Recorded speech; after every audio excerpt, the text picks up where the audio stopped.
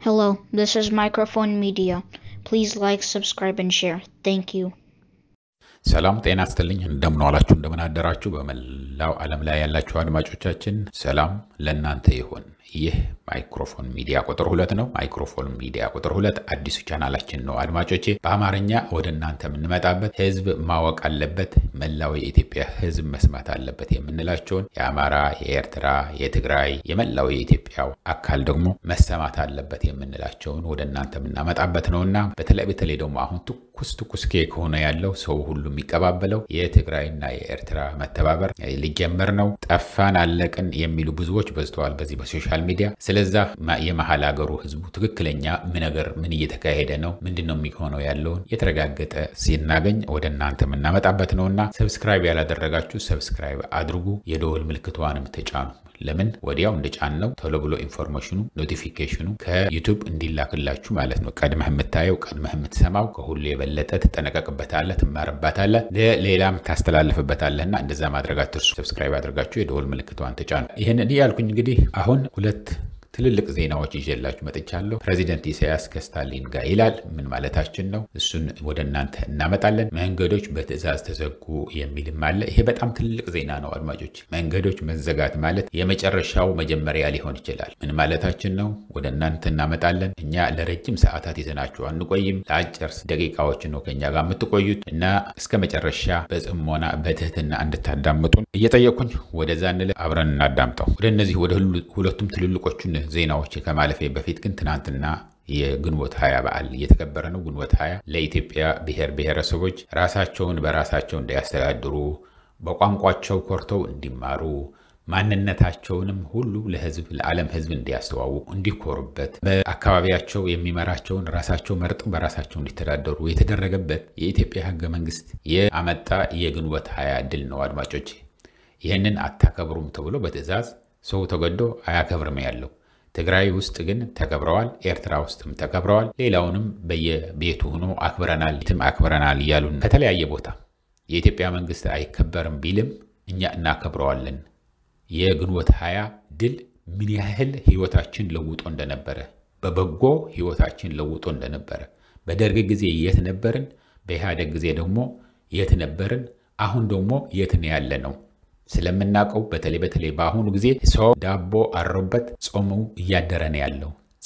እያደረነ ያለውና የግንቦት 20 ድልማ ያንረሳውም የሚሉ ብዙዎቹ ከተለያየ አካባቢ ጽፋችሁልናል ልካችሁልናል በቴክስት አርጋችሁ በቪዲዮም በድምጽም ፓናል ውይይት ስታደርጉ ከጎረቤቶቻችሁ ጋር ሆናችሁ ቁጭ ብላችሁ ቡናም ይዛችሁ ስታከብሩት የሚያሳይ ልካችሁልናል በጣም ነው እናመሰግነው አዎ እኛም ይሄንን ነው የምንለው እውነት ለመናገር ኢትዮጵያ የት ነበረች ከግንቦት 20 በኋላ ደግሞ የት ደርሳ ነበር ልክ እናንተ እንዳላችሁት አሁን ደግሞ የት ነው ያለችው ቁልቁል እየወረደች ነው ያለችው ነገሮችን እየተባባሱ ነው አድማጭ ይሄ የማይቀርለት የአብይ አህመድ የመጨረሻው ዘመን ሳይሆን አይቀርም ይሄንን እንደው ክረምቱ ሳይገባ ይሄንን 2017 የአብይ አህመድ የመጨረሻው ሳይሆን አይቀርም ምክንያቱም የትግራይ አሁን ምን አርጎ እንዳለ ነገራችኋለሁ ነገሮችን አርዕስት ለማስቀየር ይሁን የግንቦት 20 በዓል ያው ትግራይ ውስጥ በደመቀ እንደሚከበር ስለሚያቅ እሱን ዜና አርዕስት ለማስቀየር ይሆን አናቅም መንገዶች ተዘግተዋል የት ነው የተዘጉት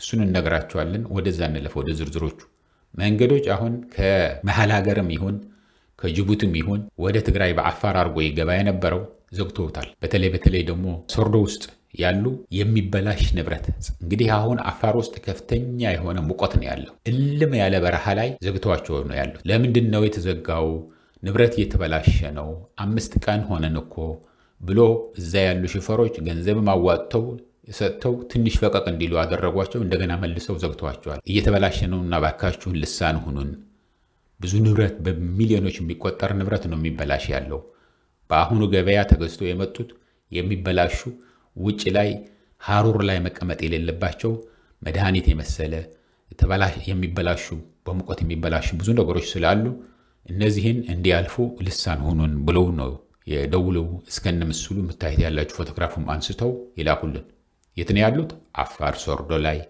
በአማራ ክልልም አድርጎ ወደ ትግራይ የሚገቡ ወልዲያ አካባቢ በ10ዎች የሚቆጠሩ ብዙ መኪኖች እንደዚህ ጭነው ቆመው ነው ያሉት ብለውናል። እነዚህ ከአፋር የላኩልን ማለት ነው። ምክንያቱም ይደዋወላሉ። በወልዲያ የሚመጣው ያለውና በአፋር የሚገባ ያለው ይደዋወላሉ። ሹፌሮች ከወልዲያ አካባቢ ምስላል ፎቶግራፍ አልተላከልንም። ከሶርዶ ግን እነዚህ የምታዩዋቸው ያላችሁ ቦታ ስለማይበቃን ነው ይህን እነዚህ ያስቀምጠን ያለ ነው እንጂ ከ30 በላይ ትልልቅ መኪኖች እንደምታዩት ከፍተኛ የሆነ ጭነት ነው ጭነው ያሉት። ሐሩር ላይ እልም ያለ በረሃ ላይ ነው ተቀምጠው ያሉት። ምንድነው ለምንድነው ማትከፍቱት ብለን ስንናገር ከላይ የመጣ ትዕዛዝ ነው፣ በትዕዛዝ ነው እንዲዘጋ የተደረገው ነው የሚሉን። ሌላ መልስ አይሰጡንም። ስለዚህ እዚህ እኛም በመቆጥና በረሃብ እልም ያለ በረሃ ላይ ስለሆነ ንብረቱ ደግሞ ከሁሉ በላይ ብዙ ሚሊዮኖች በሌላ አቅም ገዝቶ የመጣ ከመሃል ሀገር እየተበላሸ ነው ያለው። ከውጭ የመጣ ዕቃ እየተበላሸ ነው ያለውና ይሄ ነገር ምን እየሆነ ነው?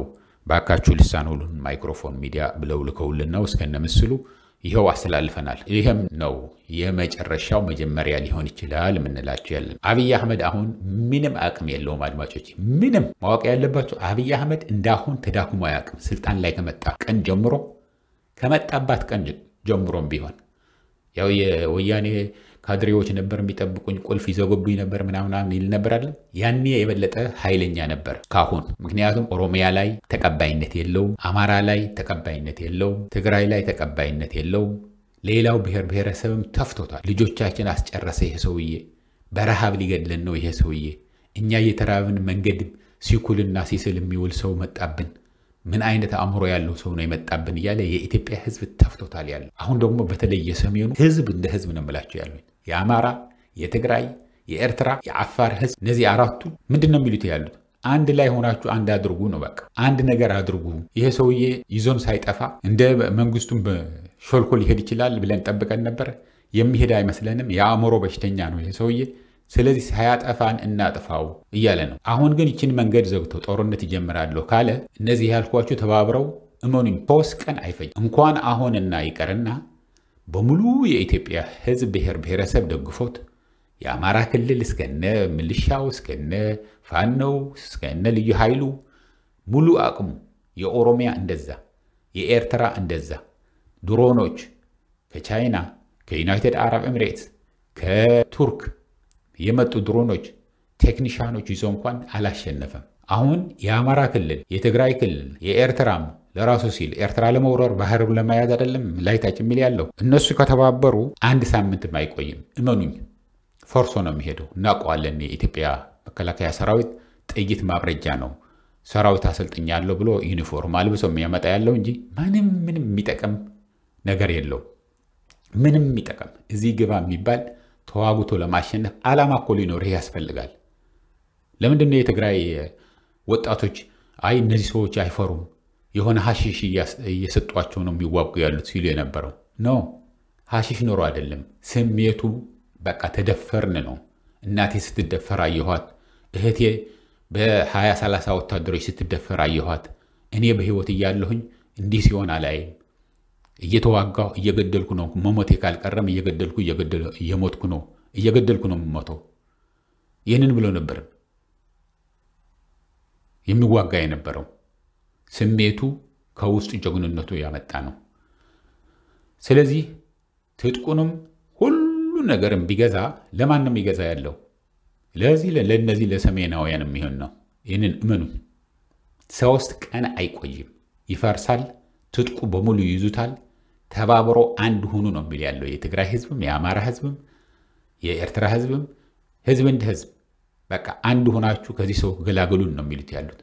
የኢትዮጵያ ህዝብም ሆ ብሎ እንደሚቀበል፣ የአዲስ አበባ ህዝብም ሆ ብሎ እንደሚቀበል፣ አብይ አህመድ ተማምኖ ልበ ሙሉ ሆኖ የሚያስተዳድረው ያለው የፕሪቶሪያ ውል ስላለ በውሉ መሰረት ነው የምንሄደው፣ ውጊያ አንፈልግም ብሎ የትግራይ ህዝብና መንግስት ዝም ስላለ ምዕራብ ትግራይ ነው። አዲስ አበባም በሰላም አያስተዳድራትም። አዲስ አበባም ቤተ መንግስት አያድርም። አብይ አህመድ በተለያየ ቦታ በየቀኑ እየቀየረ ነው የሚያድረው።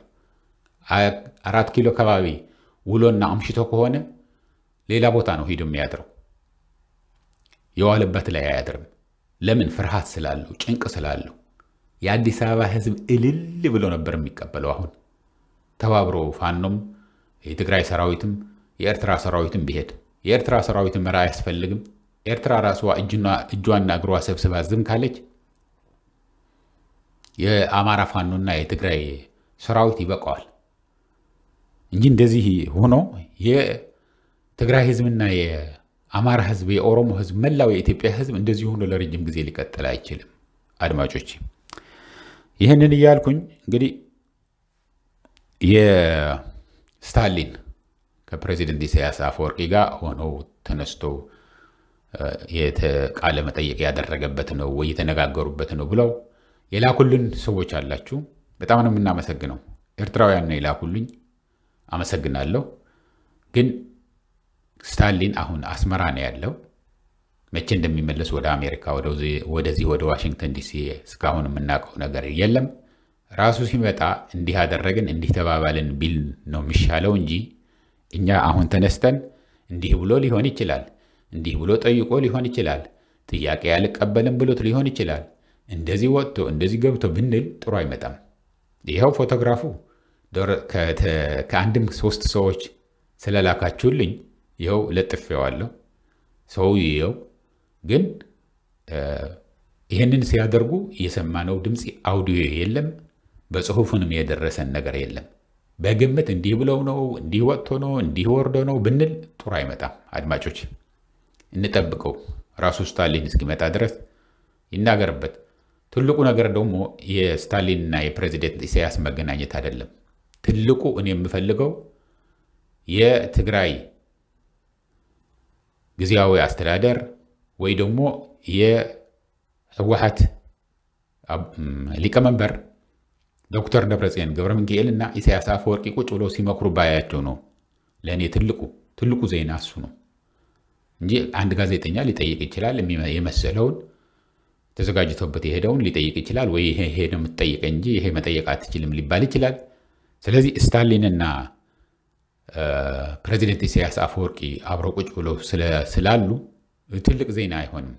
ያው አሉ ተገናኙ ምናምን ብለን ብንናገረው ምንም አይደለም። ግን ትልቁ ዜና ትልቁ ደስ የሚለው የሚሆነው ህዝባችንም የሚጠይቀው ያለው የዶክተር ደብረጽዮንና የፕሬዚደንት ኢሳያስ በትክክለኛ ተነጋግረውበት በግልጽ ቁጭ ብለው በቃ እኛ ከዚህ በኋላ አንድ ነን፣ ማንም ሰው እንዲወጋን ማንም ሰው እንዲያስፈራራም አንፈቅድም፣ ከመጣ ደግሞ ወየውለት ቢሉ ጦርነት የሚባል አይኖርም፣ ትግራይ ውስጥ ጦርነት አይኖርም፣ የኤርትራ ባህርም እንወስዳለን ብሎ የሚነሳ አይኖርም። ይህ ነው ደግመን ደጋግመን የምንለው ያለ ነው። ዋናው የሁለቱ መስማማት ብቻ ነው። እነዚህ ሁለት ትግሬዎች ቢስማሙ አንችላቸውም፣ እነሱ ነው ያሸንፉናል የሚሉ አሉ። በዚህ በሶሻል ሚዲያ በኃይለኛ የሚቀባበሉት ለዛ ነው። ምንድነው? በሌላ በኩል ደግሞ ምን ይላሉ?